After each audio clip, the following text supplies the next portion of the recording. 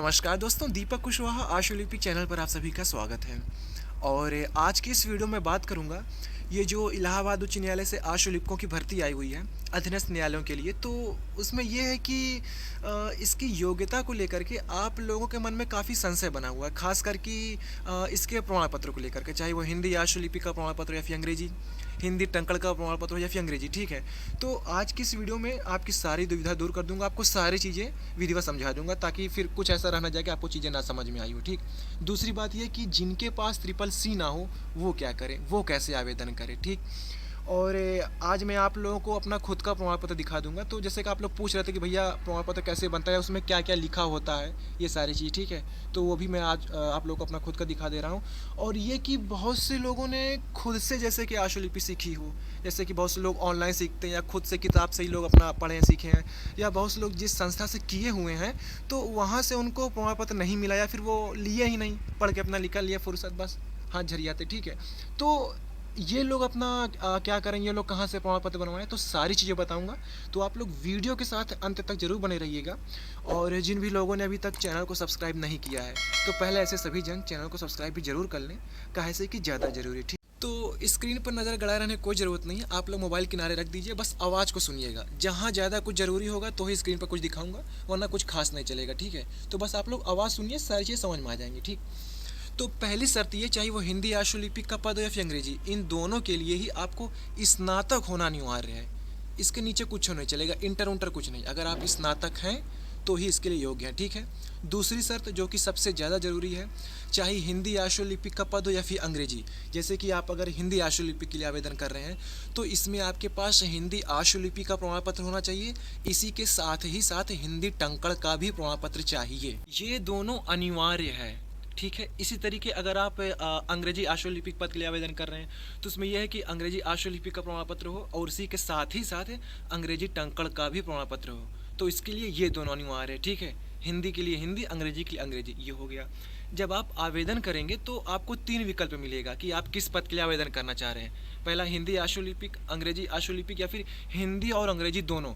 तो अगर आप हिंदी आशुलिपिक या फिर अंग्रेजी के लिए आवेदन कर रहे हैं तो इन दोनों में से कोई एक प्रमाण पत्र आपके पास होना चाहिए जिसके लिए आप आवेदन कर रहे हैं। लेकिन अगर आप तीसरे विकल्प का चुनाव करते हैं कि हिंदी और अंग्रेजी दोनों आशुलिपिक का आपको ज्ञान है, तो इसके लिए आपको 2 प्रमाण पत्र दिखाना पड़ेगा, हिंदी और अंग्रेजी दोनों।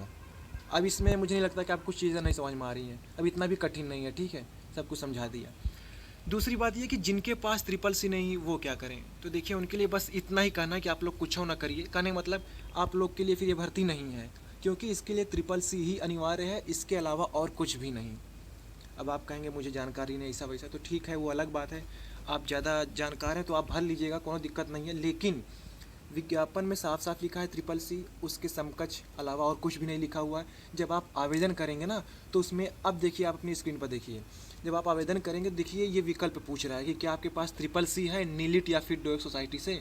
अगर आप इस पर नो कर देंगे तो आपका फॉर्म आगे नहीं जाएगा, वहीं से एक पॉपअप लिख के आ जाएगा कि आप अपनी औकात से बाहर जा रहे हैं, अब बाहर आ जाइए चुपचाप। ठीक है, आप आवेदन नहीं कर सकते हैं। ये मैं अपनी तरफ से नहीं कह रहा हूँ, खुद है, आप विज्ञापन देख लीजिएगा, आवेदन करें, खुद समझ में आ जाएगा। ट्रिपल सी ज़रूरी है इस भर्ती के लिए, बस इसके अलावा और कुछ भी नहीं। तो अब ये कि जिनके पास ये प्रमाण पत्र नहीं है तो वो कहाँ से बनवाएं, तो देखिए आप लोगों को परेशान होने की कोनो ज़रूरत नहीं है। आप किसी भी कोचिंग पे जाइए, उनको बताइए ऐसी सी बात है, फलाने जगह से भर्ती आई हुई है और आपको ये प्रमाण पत्र चाहिए। तो अब देखो वो मुफ्त में तो बना नहीं देंगे। ठीक है, तो आप 1 आध महीने का शुल्क जमा कर दीजिए, या फिर वो जितनी मांग करेंगे तो आपको देना ही पड़ेगा। तो ये बात हो गई।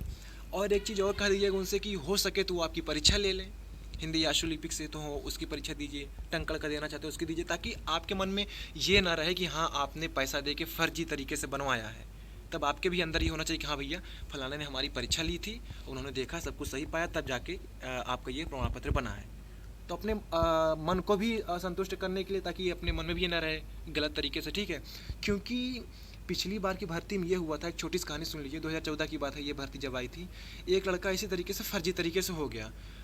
उसको लिखना नहीं आता था, हिंदी आशुलिपि का ज्ञान नहीं था, लेकिन हो गया, अपना जुगाड़ हुआ करके पहुंच गया अपना।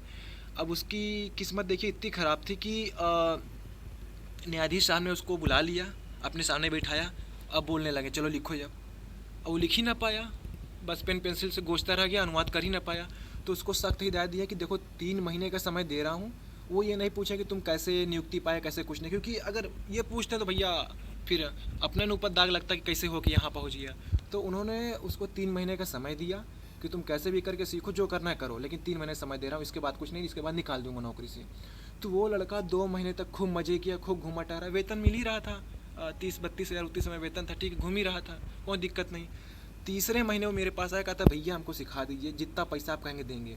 हमने कहा मेरी जान जितना पैसा देना तुम दे दो, लेकिन तब वो नहीं सीख पाओगे 1 महीना में।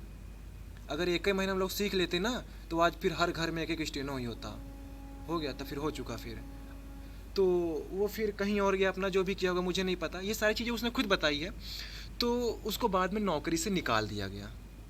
ठीक है, तो इसीलिए कह रहा हूँ जिसको ज्ञान हो केवल वही इसके लिए आवेदन करे, क्योंकि इसमें ये सब नहीं चलता है। अगर किसी दिन आप लोग न्यायाधीश नज़र में चढ़ गए, वो लिखवा लिए सामने बिठा करके, तब तो फिर हो चुका, फिर अच्छे से रगड़ाएंगे। और फिर यही है कि जो फर्जी प्रमाण पत्र बनाया वह रगड़ा जाएगा और आप हो जाएंगे। इसीलिए प्रमाण पत्र इसीलिए मांग रहे हैं कि हाँ, जो भी ये जारी कर रहा है उसकी भी जिम्मेदारी कि हाँ उसने जारी किया है तो वाकई में इस लड़के को ज्ञान है कि नहीं, इसीलिए मांगा जा रहा है। तो आप लोग कोशिश ये करिएगा कि जिस भी संस्था से बनवाइएगा, एक बार ये कर लीजिए कि हाँ वो संस्था कहीं से मान्यता प्राप्त जरूर हो, कहीं से भी वो पंजीकृत हो। जरूरी नहीं कि वो राज्य सरकार या फिर केंद्र सरकार में ही हो। ऐसा भी होता है कि कोई और संस्था पंजीकृत रहती है, ये लोग उससे जुड़े रहते हैं। कहने का मतलब ये लोग तीसरी पार्टी रहते हैं, ऐसे करके।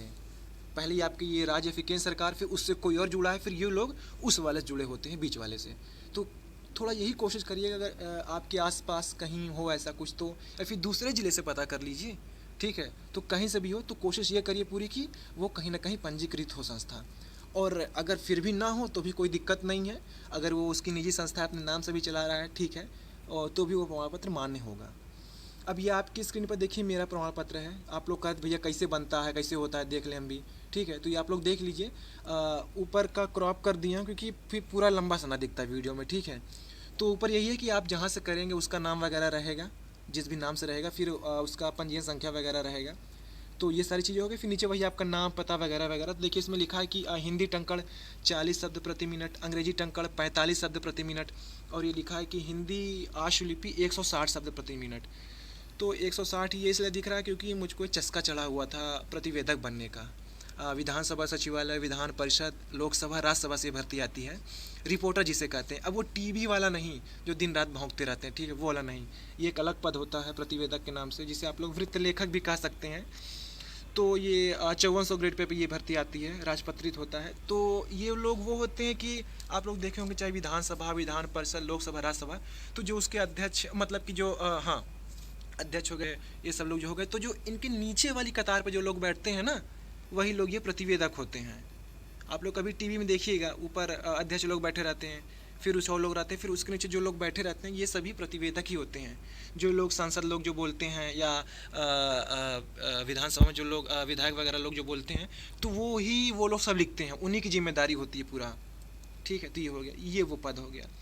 तो आप लोग को जितने का ज्ञान हो अपना 80, 100, 120, 140, जो भी जैसा भी हो, आप उसी हिसाब से बनवा लीजिएगा। अब ये नहीं कि ज़्यादा बन गया है तो वो मानेंगे या नहीं मानेंगे। 80 बोले तो 80 है, ज़रूरी नहीं है।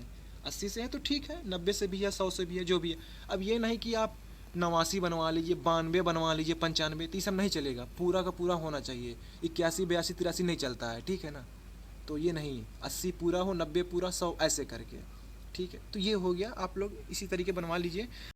और एक ज़रूरी बात जान लीजिए, ये जितने भी आप आवेदन करते समय इनको जानकारी दे रहे हैं, जितने भी प्रमाण पत्र हैं, हाई स्कूल, इंटर, स्नातक, जो भी, ठीक है ना, तो ये सारी चीज़ें आवेदन की अंतिम तिथि तक, यानी कि 13 नवंबर तक हो जाना चाहिए।